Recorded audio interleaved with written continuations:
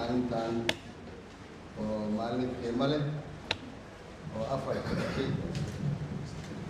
iyo Soomaaliyeed oo rabo siyaasadda Soomaaliyeed inay wax ka bedelaan maanta la guddoonsiinayo shahaadooyinkii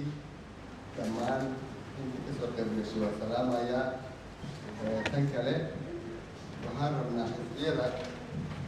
intii magacyadii fiican oo meesha waxaa ka muuqda oo socod qaran kulan midnimo Soomaaliyeed dowlad wanaag waxaan aad u jecelahay aan kala dardaarmaynaa insha Allah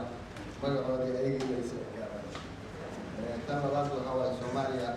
dhibka ka taagan waxaa looga bixi karaa keliya in qof kasta oo shacabka Soomaaliya inuu ninka asaga makilayo inuu asaga wadada lagu gaari karana waxa waaye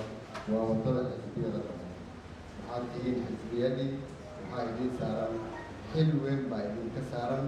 Soomaaliya maanta meeshay taagan tahay inaad ka qaadaan oo aad gaarsiisaan dimuqraasi qof iyo cod iyo maamul wanaag inaad gaarsiisaan. marka